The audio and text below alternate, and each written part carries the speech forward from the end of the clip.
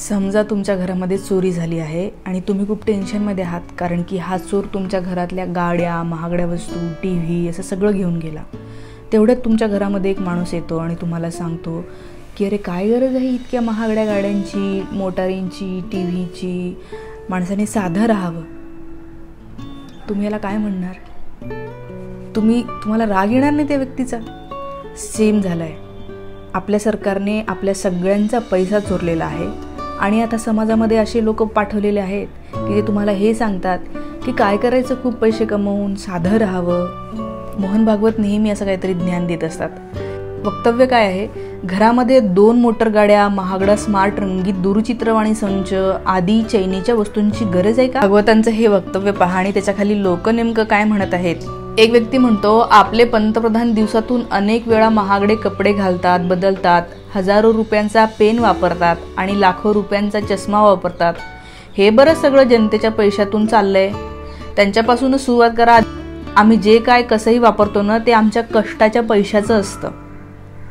पुढची व्यक्ती म्हणतो, बिन लग्नाचे चड्ड्या घालून हिंडणारे. ही जरा वाईट कमेंट आहे, तुम्हीच बघा. एक व्यक्ती म्हणतो, हे जर पंतप्रधानांनी फॉलो केलं असतं तर एक वेगळा आदर्श नागरिकांसमोर तयार झाला असता. खरंच आहे, यांची जबाबदारी असते की लोकांसमोर आदर्श निर्माण करणं.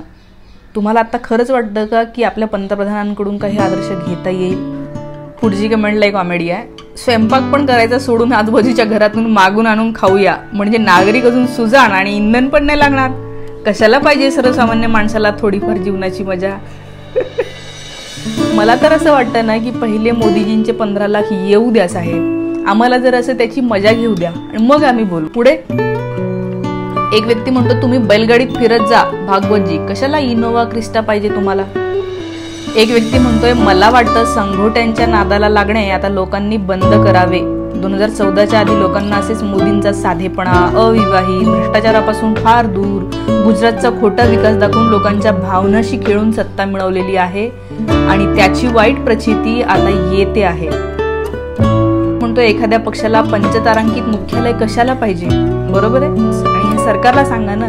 हे जे तुमचे सगळे नेते आहेत, जे महागड्या सगळ्या वस्तू वापरतात, तुम्ही त्यांना सांगा ना. तुम्ही साधेपणाची धडे सामान्य जनतेला का सांगता?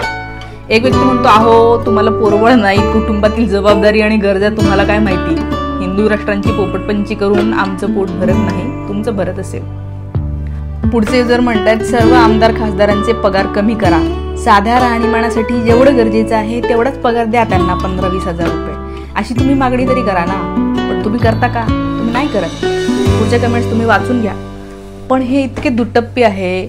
आजच्या घडीला राजकारणामध्ये इतका घाणेरडा गोंधळ कारभार सुरू असताना या महाशयांनी काही राजकारण्यांना चांगले सल्ले, ऑनेस्टीचे, प्रामाणिकपणाचे, शब्द पाळण्याचे सल्ले दिले असते तर आपल्याला खरोखर बरं वाटलं असतं. पण आज हे लोकांना सांगत आहेत की अहो तुम्ही साधं राहा.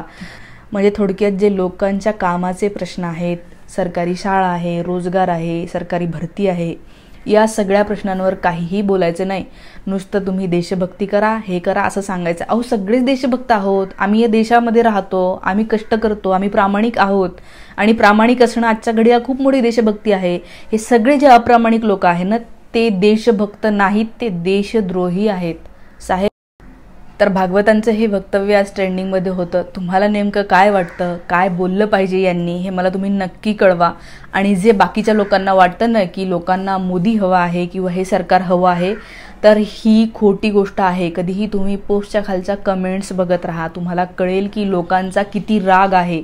कधी नव्हता इतका राग तो सरकारप्रती आहे. मला नाही वाटत त्याच्या आधीच्या सरकारांना कधी इतक्या प्रमाणामध्ये लोकांनी विरोध केला असेल जितका आज होतो आहे. थांबूया. व्हिडिओ आवडला असेल तर नक्की शेअर करा, कमेंट करा, लाईक करा, सबस्क्राईब करा, कारण त्यामुळे व्हिडिओ रीच व्हायला मला मदत होते. Thank you so much. भेटूया पुढच्या व्हिडिओमध्ये.